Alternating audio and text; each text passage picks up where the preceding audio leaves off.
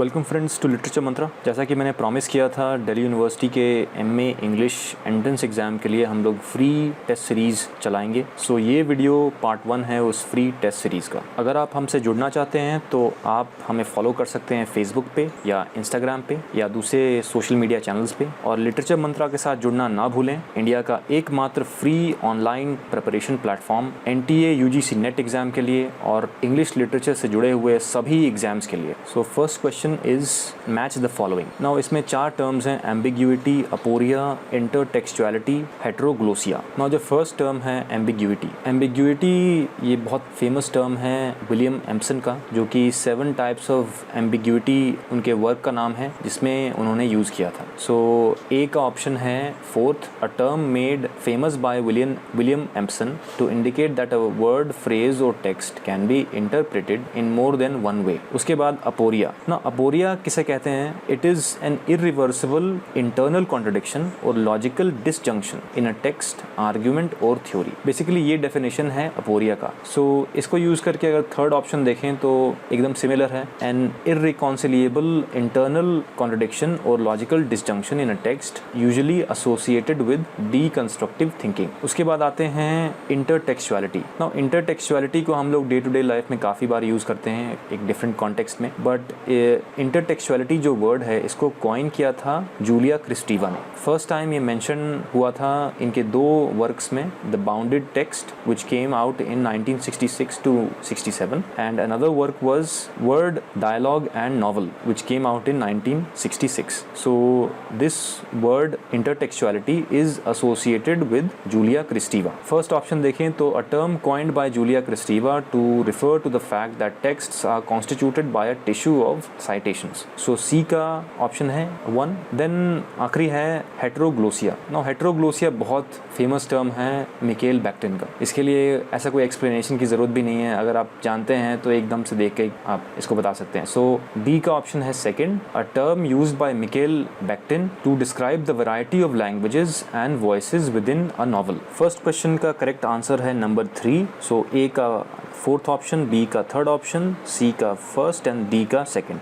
सो third option. उसके बाद आते हैं नेक्स्ट क्वेश्चन पे. The opposite of hyperbole is dash. तो इन चारों में से कौन सा ऑप्शन है? मायोसिस, इन्वर्जन, एनेग्नोराइसिस और सिनेक्डोकी. सो वैसे तो हाइपरबोल का ऑपोजिट होना चाहिए अंडरस्टेटमेंट, बट इसमें अंडरस्टेटमेंट ऑप्शन में नहीं है. सो फिर सारे बाकी ऑप्शंस को देखते हैं. सिनेक्डोकी आपको पता है what is synecdoche? Now synecdoche is basically a part of something is used to signify the whole or the whole is used to signify a part. For example, अगर कोई कहे कि 10 hands. Now what does 10 hands mean? 10 hand basically hands here refers to workers. So 10 workers. और एक और example हो सकता है, काफ़ी फेमस है, that 100 sails. Sails से क्या मतलब है? Ships से मतलब है. So 100 ships. Then कभी कभार यूज़ होता है wheels. Now what does wheels stand for? Automobile मतलब car, 4-wheeler. So that is what synecdoche is. Now किसी भी एंगल से synecdoche तो नहीं हो सकता ऑपोजिट ऑफ हाइपरबोल. देन आते हैं एनेग्नोराइसिस पे. नाउ व्हाट इज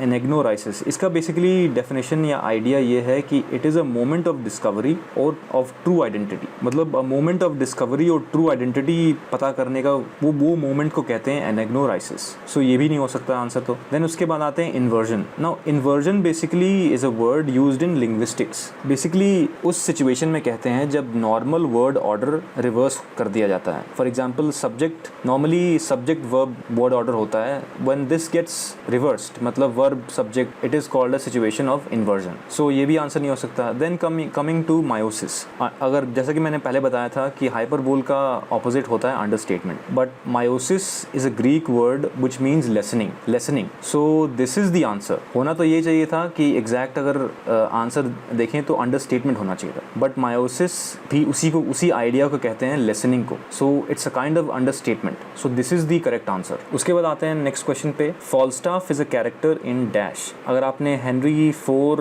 5 या मेरी वाइव्स ऑफ विंडसोर पढ़ा है तो आपको पता होगा कि what is the character of Falstaff, John Falstaff. So basically answer है Henry 4 part 1 and also Merry Wives of Windsor. ना पहले मैं आपको ये बता दूं कि ये क्वेश्चन पूछा ही क्यों है. Because John Falstaff is a very famous character and famous because अगर आपने हेनरी 4 पढ़ा है तो उसमें एक आइडिया फॉलस्टाफ मेंशन करता है. He says what is honour? It's merely a word word. It's air, nothing beyond that. So basically Sir John Falstaff is famous for this very statement about honor. That's why they have also asked this question on Falstaff. So the correct answer is Henry IV Part 1. And then Falstaff, the character of Falstaff also appears in Henry V. मतलब Henry V में भी है ये. So Henry V तो option में है नहीं यहाँ पे. और एक और प्ले है Merry Wives of Windsor, इसमें भी Falstaff का कैरेक्टर है. So correct answer is A and B. Number 1 मतलब Merry Wives of Windsor and Henry IV Part 1. उसके बाद आते हैं next question. He is the very pineapple of politeness.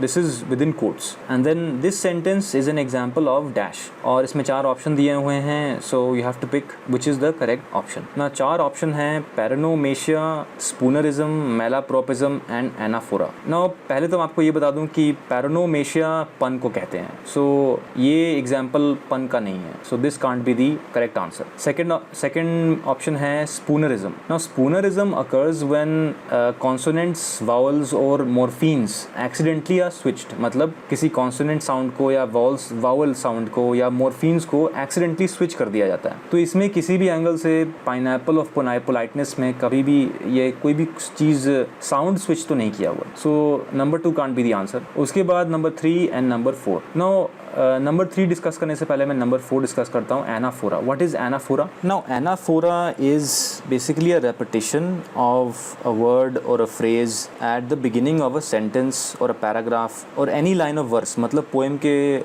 या हर स्टैंजा में एक रेपिटेशन, एक वर्ड का, एक फ्रेज का एट द बिगिनिंग. सो उसे एनाफोरा कहते हैं. सो आंसर ये भी नहीं हो सकता, एनाफोरा भी नहीं हो सकता. Then coming to malapropism. Now this is the correct answer. क्यों? क्योंकि जो सेंटेंस है he is the very pineapple of politeness. Now pineapple नहीं होता, pinnacle होता है. He is the very pinnacle of politeness. ये sentence हो सकता है. So malapropism is the correct answer because malapropism means inappropriate or incorrect usage of a word. So using a word at the wrong place. So that is what malapropism is. So the correct answer is malapropism और होना ये चाहिए he is the very pinnacle of politeness, not pineapple of politeness. Now next question is the terms of the contract are not disagreeable to me. The above sentence contains an example of enumeratio, litotes, anaphora और metonymy. Now शुरू से मैं बताता हूँ what is enumeratio. Well, enumerate, अगर word आप enumerate आपको पता है तो उससे आप अंदाज़ा लगा सकते हैं कि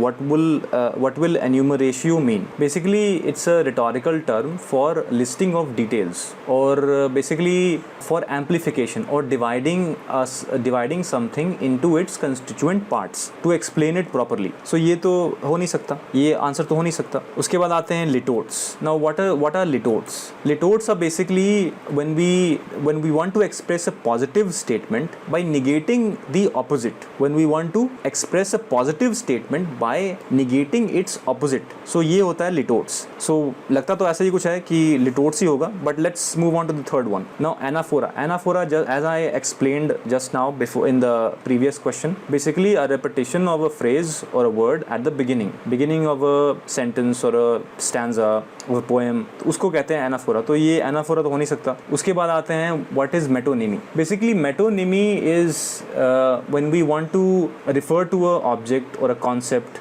but we replace it with a word or a idea which has become closely associated with the object or the concept. For example, जब कहते हैं British crown, the British crown said this and that. तो crown से मतलब है king. Crown means king. And another example can be when we say that the White House in America issued a statement. Now White House is the building where the president lives. So how can a building issue statements? The reference is when the White House issues a statement, it means the government of America has issued that statement. So that is also a kind of metonymy. The crown means the king. This is also metonymy. So answer metonymy तो नहीं हो सकता, anaphora भी नहीं हो सकता, enumeratio भी नहीं हो सकता. So answer is litotes. Litotes मैंने अभी क्या बताया आपको कि when we want to express a positive statement by negating its opposite. तो यहाँ पे exactly वही हो रहा है. The terms of the contract are not disagreeable to me. So not disagreeable to me. So this is what litote is. उसके बाद next question पे आते हैं. Charles Dickens's Bleak House is pointedly critical of England's चार option हैं, privy council, court of appeal, court of chancery, military courts. Now novel अगर आपने पढ़ा है तो करेक्ट आंसर है इसका कोर्ट ऑफ चांसरी। सो इसके लिए ऐसा कुछ एनालिटिकल तो है नहीं इसमें बेसिकली फैक्चुअल है। बट मैंने ये क्वेश्चन इसलिए चूज़ किया है because I wanted to tell you that जब आप प्रिपेयर करें तो आप चार्ल्स डिकन्स और जो भी इंपॉर्टेंट विक्टोरियन नॉवलिस्ट्स हैं उनके वर्क्स के बारे में आप ज़रूर पढ़ लें, बिकॉज ज़रूरी नहीं है कि ये ब्लीक हाउस के बारे में ही पूछें वो आपको जितने भी इंपॉर्टेंट विक्टोरियन नॉवलिस्ट्स हैं और उनके इंपॉर्टेंट वर्क्स हैं उनके बारे में आप ज़रूर पहले पढ़ लें, बिकॉज ऐसा ही हो सकता है कि कुछ फैक्चुअली किसी नॉवल से उठा के दे दें आपको और अगर आपने पढ़ा नहीं है तो आप कर नहीं पाओगे, बिकॉज इसमें ऐसा कुछ भी एनालाइज करने है ही नहीं। प्रिवी काउंसिल क्या होता है, court of appeal, court of chancery, military courts, अगर आपको रफली पता है तो Bleak House does criticise the legal system, ये तो शायद सबको ही पता होगा, लेकिन एग्जैक्टली किस चीज़ के बारे में है ये नहीं पता होगा और क्वेश्चन यही आ जाएगा। So my suggestion would be Charles Dickens, Jane Austen, George Eliot, Thackeray and जो भी इंपॉर्टेंट विक्टोरियन नॉवलिस्ट्स हैं और भी उनके ज़्यादा से ज़्यादा वर्क्स को, इंपॉर्टेंट वर्क्स को आप एक बार पढ़ के जाना। नेक्स्ट क्वेश्चन है the metrical form of Gower's Confessio Amantis is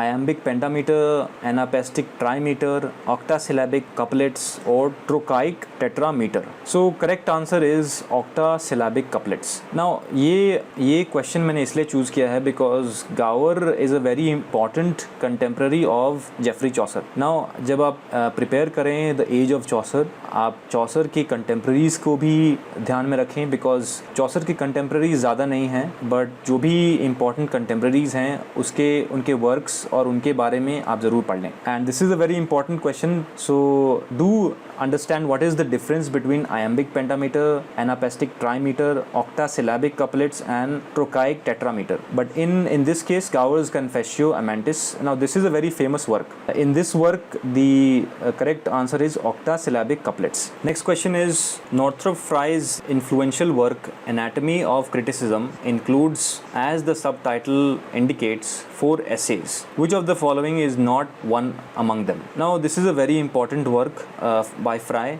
Let's discuss the options. Archetypal criticism, theory of myths, इसका subtitle. Then typological criticism, theory of types, historical criticism, theory of modes, ethical criticism, theory of symbols. Now the correct answer is 2, typological criticism, theory of types, because ये second option जो है ये उसमें नहीं है, उस work में anatomy of criticism में mentioned नहीं है। और जैसा कि इसमें कहा हुआ है कि 4 essays हैं ना, 4 अगर ये नहीं है तो कौन सा है ना, 4th जो essay है इसके एनाटॉमी ऑफ क्रिटिसिज्म में वो है रिटोरिकल क्रिटिसिज्म और इसका सब टाइटल है theory of genres. The wrong option here is typological criticism, theory of types. And बाकी जो 3 दिए हुए option archetypal criticism, historical criticism और एथिकल क्रिटिसिज्म, ये सब उसमें है, एनाटॉमी ऑफ क्रिटिसिज्म में ये मेंशन्ड है, बट टाइपोलॉजिकल क्रिटिसिज्म मेंशन्ड नहीं है। Now next question is the truth, the whole truth and nothing but the truth. The above is an example of ploce, epizeuxis, plurisignation or diaresis.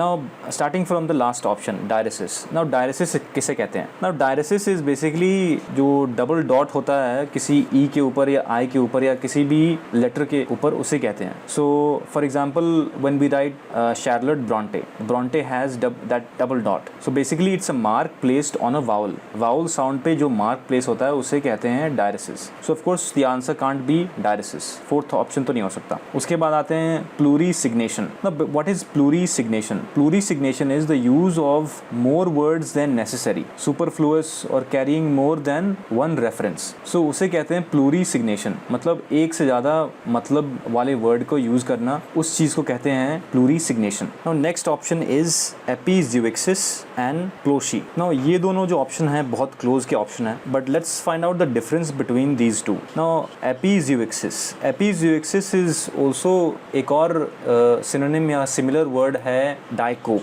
जिसे डाइकोप कहते हैं, DIACOPE। Now that is epizeuxis is similar to diacope, और इन दोनों का मतलब है epizeuxis is when there is a repetition of a word or a phrase in immediate succession, मतलब immediate succession. For example in Heart of Darkness एक phrase repeat होता है, the horror, so that is an example of epizeuxis or diacope. उसके बाद प्लोशी किसे कहते हैं? PLOCE, प्लोशी, वो किसे कहते हैं? Because ploce is also also a repetition. Ploshi is also a repetition of a word, but in a altered grammatical fashion. मतलब grammatical function इसका alter हो जाता है when it gets repeated. For example, अगर example के लिए लें तो why wilt thou sleep the sleep of death? From मतलब William Blake's poem Jerusalem, there is a line in which he says why wilt thou sleep the sleep of death? इसमें sleep का grammatical function दूसरी बार alter हो रहा है. So that is what Ploshi is. So in this question, the truth, the whole truth and nothing but the truth, ये Ploshi नहीं हो सकता,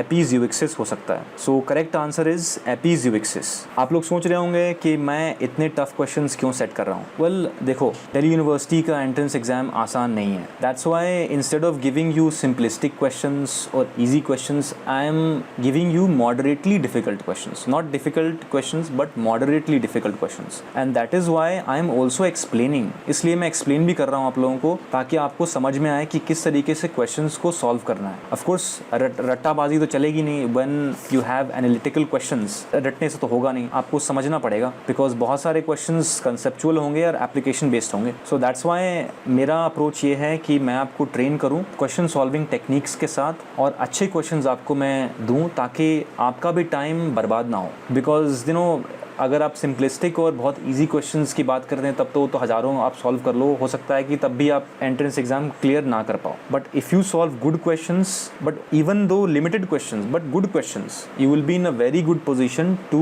crack Delhi universities MA English entrance exam. So that is the rationale behind giving you moderately difficult questions. So let's move on. Now next question is, a text is not a line of words releasing a single theological meaning, the message of the author God, but a multi-dimensional space in which a variety of writings, none of them original, blend and clash.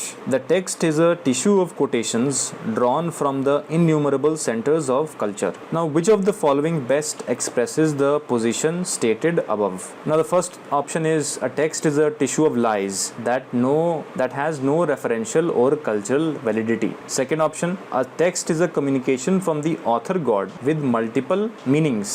Then third option, a text is a force field of ambiguity where meanings collapse in the face of opposition. Fourth option, a text is a linguistic construct without any unity of meaning and is linked to multiple sources of language and culture. Now, अगर Rowland बार्थ्स की किताब पढ़ी हो, death of the author, और अगर आपने कुछ भी पढ़ा हो उसके बारे में तो आपको पता होगा आंसर क्या है. So basically this entire line has been borrowed from Roland Barthes's Death of the Author. ये उसी के बारे में है और इसका आंसर है fourth, the text is a linguistic construct without any unity of meaning and is linked to multiple sources of culture and language. सो और कोई इसमें ऑप्शन जो है फिट नहीं बैठ रहा, सिर्फ फोर्थ ऑप्शन ही करेक्ट ऑप्शन है. Then next question, in William Congreve's play the Way of the World, Fairall is Lady Wishfort's. ना फेयरऑल नहीं है, फेनॉल है. कैरेक्टर का नाम फेनॉल है, इसमें probably it's a misprint. So let me read the question again. In William Congreve's the Way of the World, Fainall is Lady Wishfort's son in law, nephew, servant. Now अगर आपने play पढ़ा है तो आपको पता होगा that Lady Arabella Fainall is the daughter of Lady Wishfort and उनके husband का नाम है Fainall. So basically son in law, the correct answer is 2, sun in law. Fainall is the son in law of Lady Wishfort. Now next question is, in a writing system the minimal unit that can cause a difference of meaning is called phoneme, grapheme, morpheme or jargon. Now phoneme क्या होता है? Phoneme is basically a distinct sound, ये sound से related है. Second option grapheme. Now grapheme is the smallest functional unit of writing. Writing में functional unit है, smallest functional unit. So ये option हो सकता है. Now what is the third option? Morpheme. Now morpheme is the smallest meaningful unit in language. Then the fourth option is jargon. Jargon is basically specialised words in any field, be it the legal field, in computer science we have different jargons or specialized terms. So that is what jargons is. So the correct answer is grapheme, because grapheme specifically refers to the smallest functional unit of writing, and this is what the question is asking you. In a writing system, the minimal unit that can cause a difference of meaning is called grapheme. Now the next question is, match the word with definition. The first is etymon, then code switching, then cognate, then pragmatics.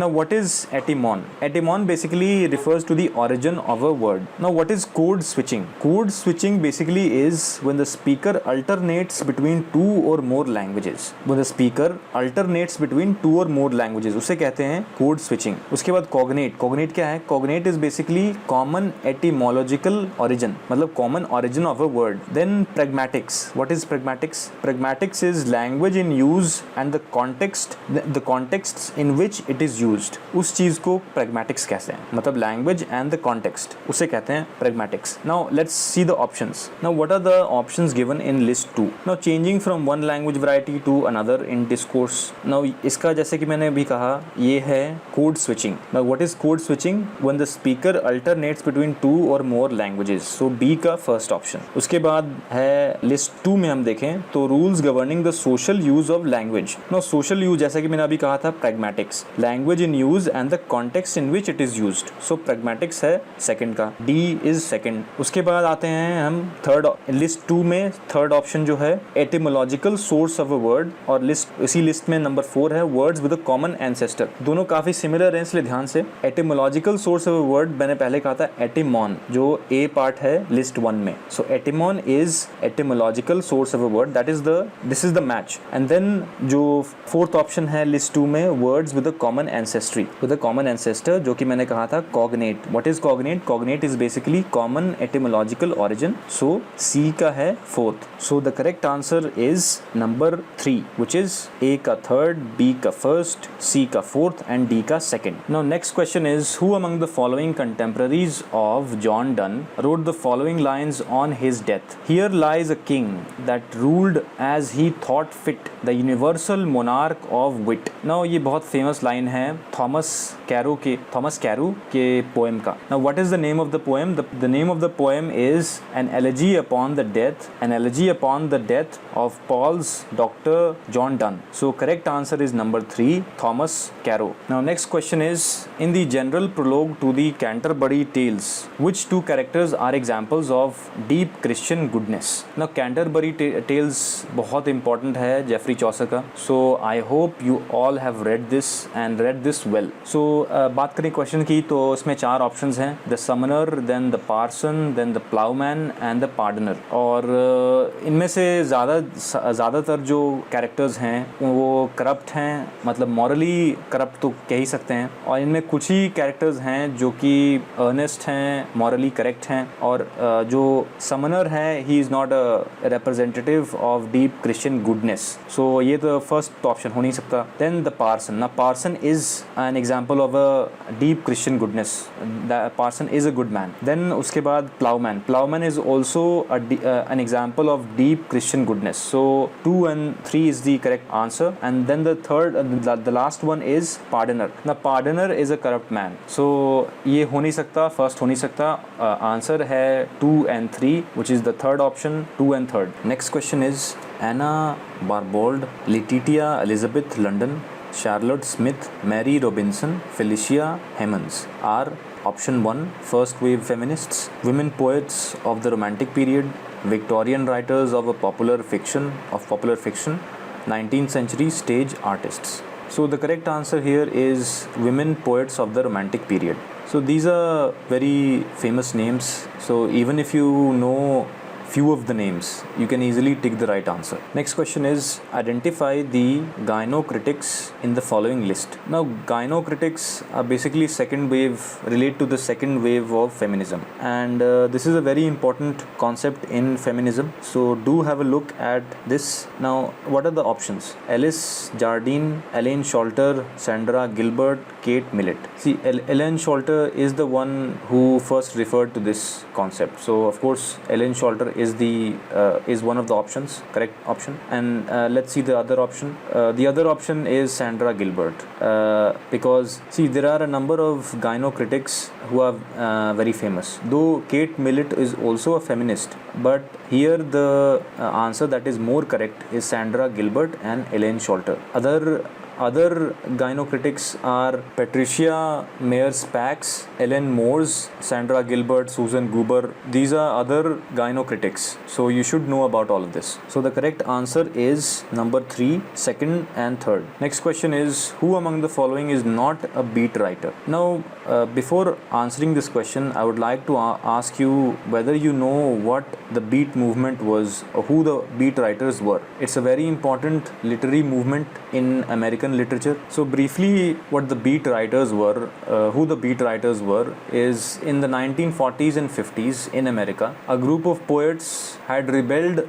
They spoke against conventions of mainstream American life and writing. So basically, a rebellion against previously accepted norms in life as well as writing. So it was, yes, experimental, poetically experimental, and also politically dissident. So they also at times criticized the government. So एक चीज़ है कि कहाँ से ये लोग inspiration लेते थे. So it was kind of strange because they also used drugs as well as things related to sex as well as Eastern religion, matlab not something other than Western religion, as well as they took inspiration from music, from the field of music, especially jazz music. And then there was another movement called surrealism. So they were also influenced by surrealism, and in addition Zen poetry was also something which influenced them. So these were the influences on the beat writers or the group of poets who rebelled against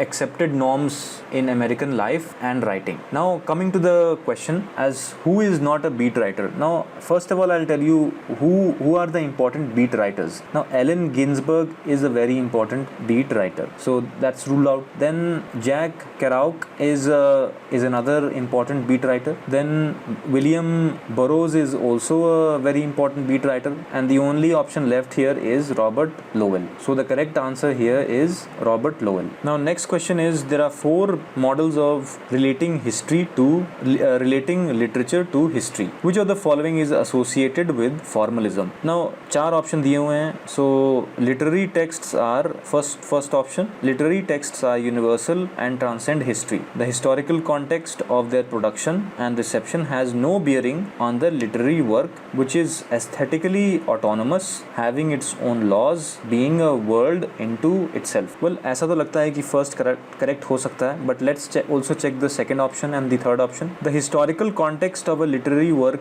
is integral to a proper understanding of it. The text is produced with a specific historical context, but in its literariness it remains separate from that context. Now एक phrase शुरुआत में इसमें है कि historical context of a literary work is integral to the proper understanding of it. So ये option ऐसे ही ruled out है, because in formalism, barring the text, nothing else is considered. History is the last thing that even finds any reference or consideration. So वो तो ruled out है. Then comes third option. Literary works can help us to understand the time in which they are set. Realist texts in particular provide imaginative representations of specific historical moments, events or periods.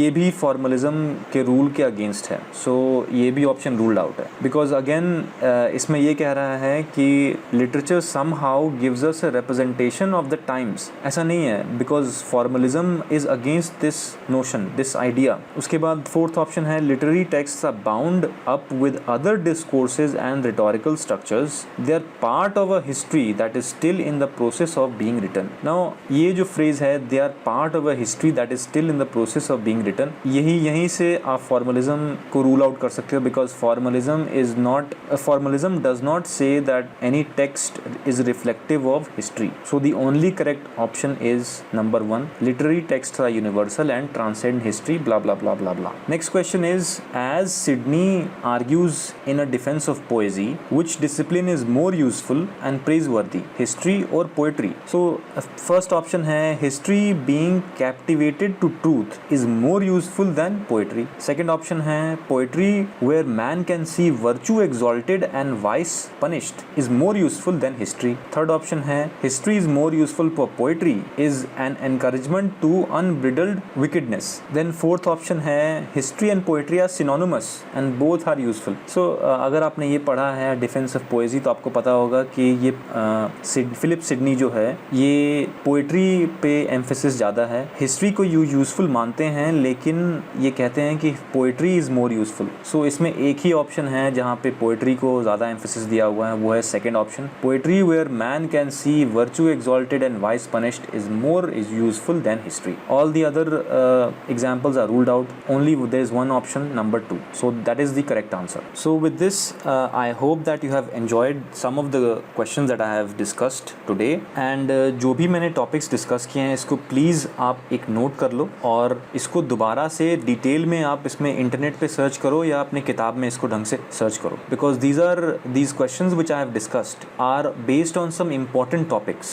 That is why I am selectively choosing questions so that it can be useful to you. So note all these topics down and research some more on these topics so that even if you don't get these questions तो कम से कम इन topics पे आपको पता होना चाहिए because ये topics आ सकते हैं entrance exam में. So with this I wish you all the best. I am Harsh Singh and I'll see you in the next video.